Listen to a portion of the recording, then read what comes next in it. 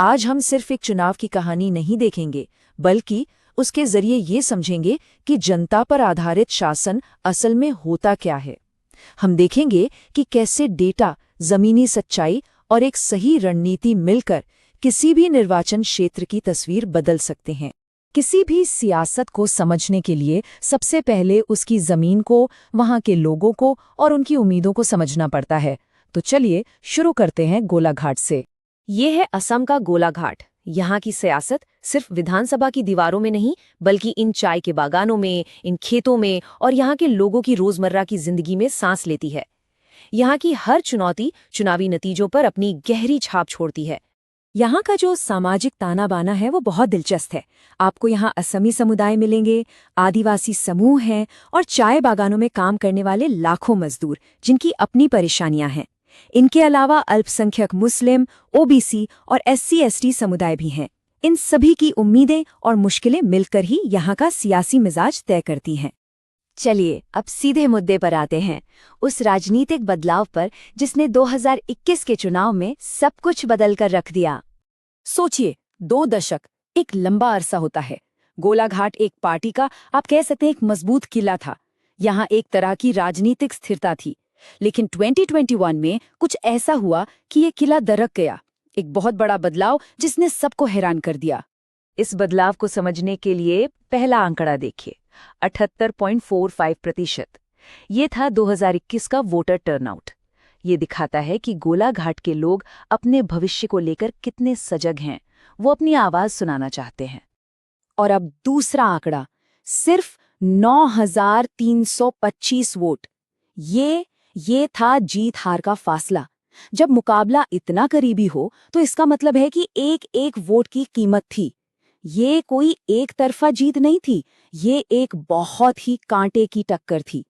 और इन दोनों आंकड़ों को जोड़ता है ये तीसरा नंबर, 5.8%। देखने में छोटा लगता है ना? लेकिन सियासत में ये एक भूचाल लाने के लिए काफी था। सवाल ये है कि ये भूचाल आया क्यों? तो ये है 2021 के चुनाव की पूरी तस्वीर। देखिए, कुल वोटर थे लगभग 2,05,000, वोट पड़े 1,61,000 के आसपास, और नतीजा, बीजेपी को मिले 50.63% वोट और कांग्रेस को 44.84%। यहीं से गोलाघाट की आज की सियासी हकीकत तय हुई। पर देखिए, ये सब अचानक नहीं हुआ, इसकी एक कहानी है। 2011 में कांग्रेस का दबदबा था, करीब 65% वोट शेयर। 2016 तक आते आते ये 50 पर आ गया और बीजेपी ठीक पीछे 46-47% पर खड़ी थी। ये खतरे की घंटी थी। और 2021 में वही हुआ जिसका अंदेशा था। बीजेपी ने 50% का आंकड़ा पार कर लिया। तो हमने ये तो देख लिया कि क्या हुआ। अब गहराई में उतरते हैं और समझते हैं कि ये क्यों हुआ। इस जनादेश की एक एक परत को खोलकर देखते हैं। आंकड़ों के पीछे ना हमेशा इंसान होते हैं, उनकी कहानियां होती हैं।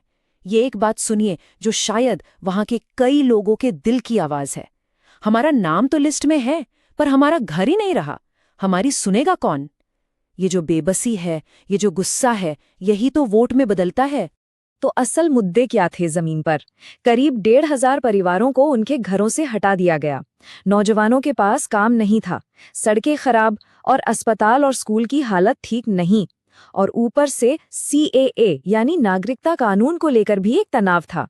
चाय बागानों के मजदूरों की हालत तो खैर एक पुरानी और गहरी पीड़ा है ही। कम मजदूरी, खराब घर।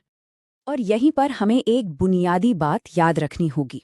हमारे लोकतंत्र में किसी भी तरह की सार्वजनिक बहस या चर्चा जानकारी और जिम्मेदारी के साथ होनी चाहिए। हर एक इंसान की गरिमा का सम्मान करना सबसे ऊपर है। ये हमारे संविधान का मूल भाव है।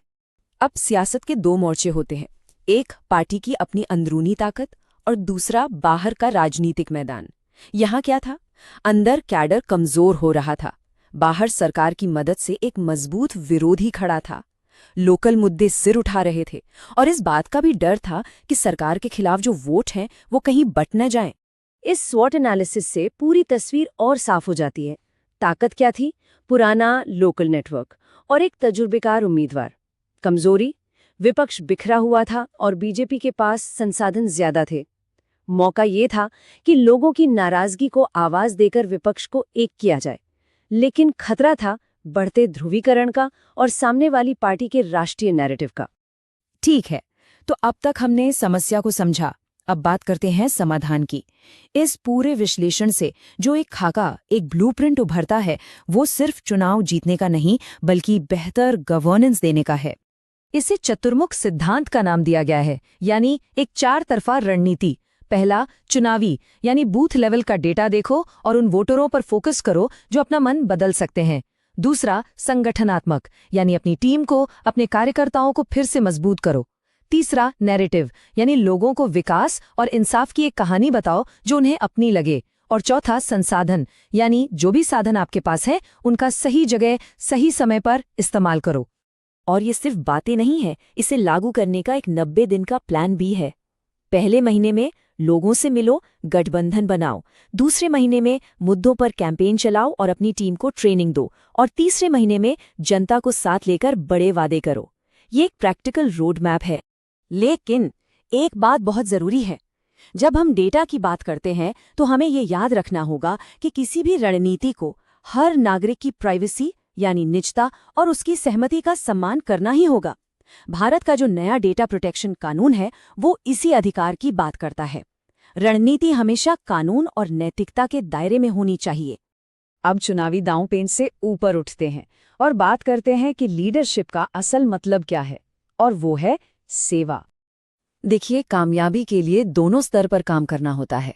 जो उम्मीदवार है उसे लोगों के बीच रहना होगा, जनता दरबार लगाना होगा, सरकार की कमियों को सामने लाना होगा। और जो पार्टी की बड़ी लीडरशिप है उसे संसाधन देने होंगे, गठबंधनों को संभालना होगा और बड़े नेताओं को मैदान में उतारना होगा। जब दोनों मिलकर काम करते हैं तभी बात बनती है। तो हम इस पूरी चर्चा के आखिर में एक बड़े सवाल पर आकर रुकते हैं। क्या डेटा पर आधारित शासन का एक ऐसा ब्लूप्रिंट लोगों का भरोसा दोबारा जीत सकता है? क्या यह किसी इलाके को बिल्कुल जमीनी स्तर से बदल सकता है? ये सवाल सोचने वाला है।